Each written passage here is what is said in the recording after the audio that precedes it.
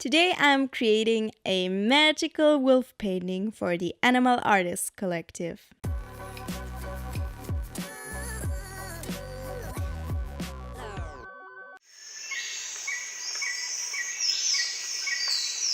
Hey guys, I have some very exciting news for you.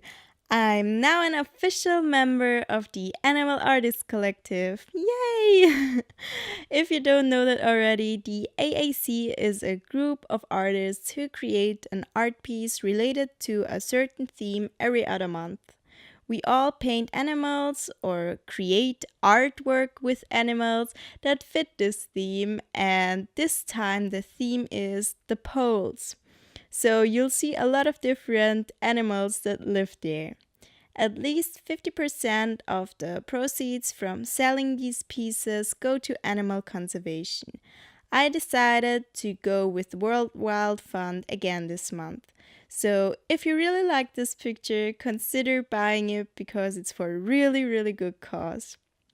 This month, we also have 3 guest members, Rasha Meeks, Jeanette Andromeda, and Alicia with her channel Arlebean. I hope I said those names just about as right as I can get them. Make sure to check out the videos from all the artists in this round. I'm so excited to see what the others are going to create. Before we talk about the animal that I chose, which is Arctic wolves, if you haven't guessed it already, let's define what an Arctic wolf actually means.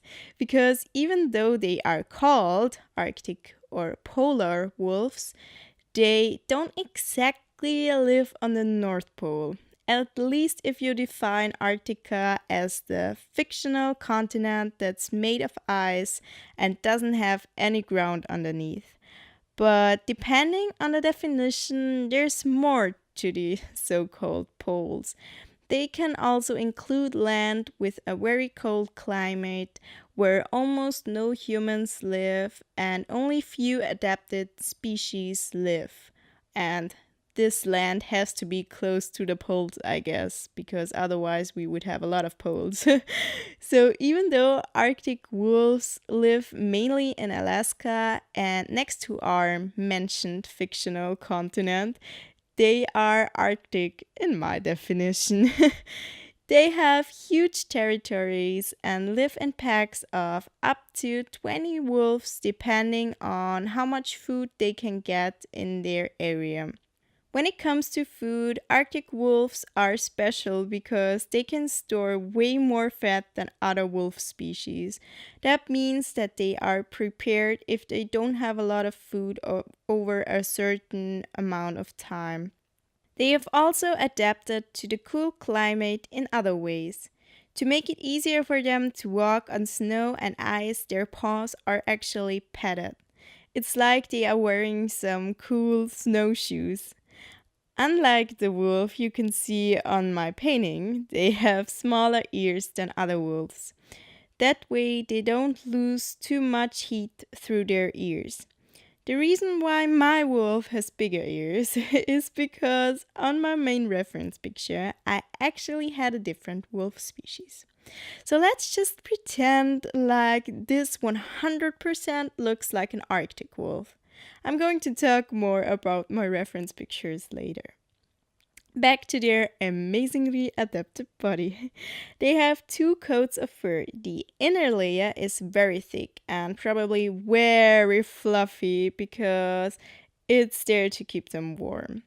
The outer layer is waterproof. So, in addition to wearing snowshoes, they also wear a fluffy sweater and a raincoat. Arctic wolves are the only wolf species that's almost completely white.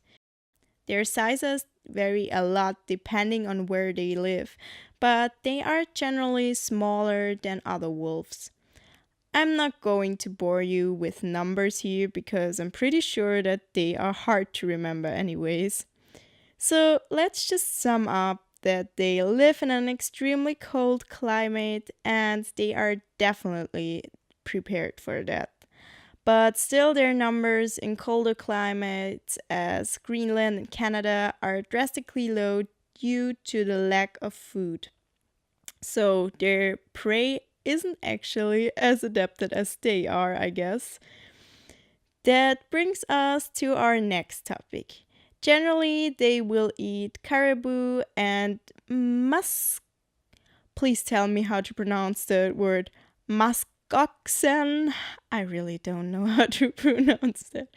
Since these animals are much larger than they are, it is a group effort to successfully take one down.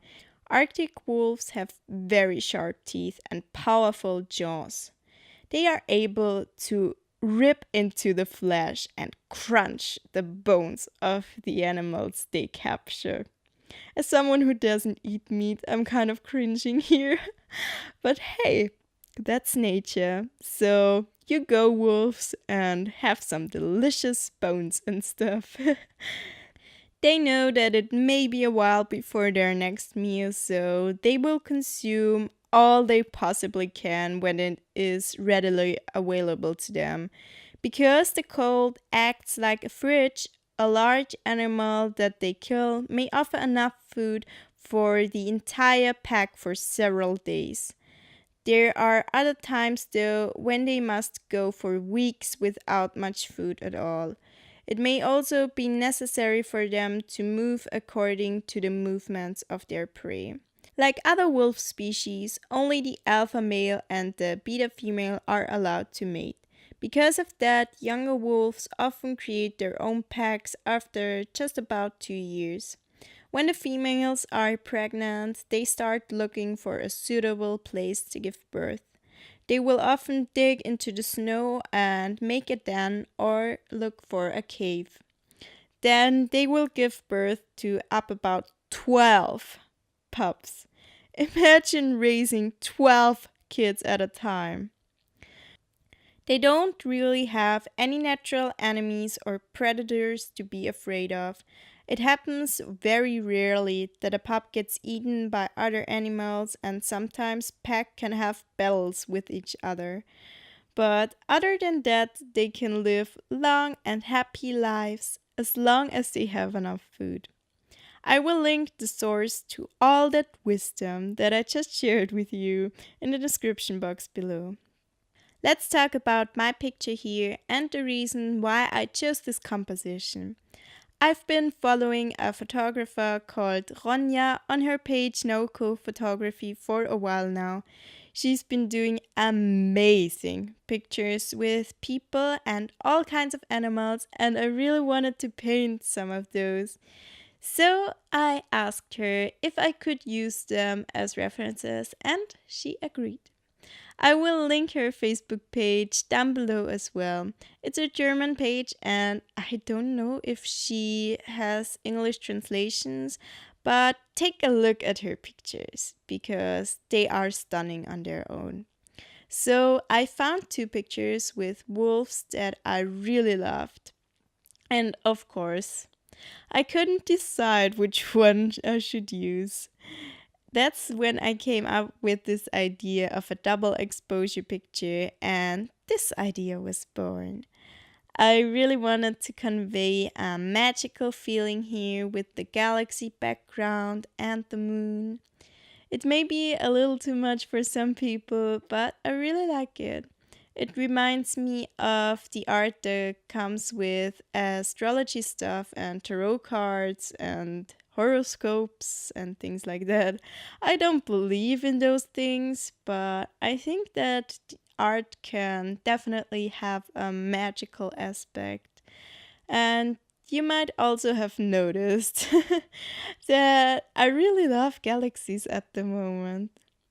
This piece is done mainly in watercolor and a little bit of gouache in the end.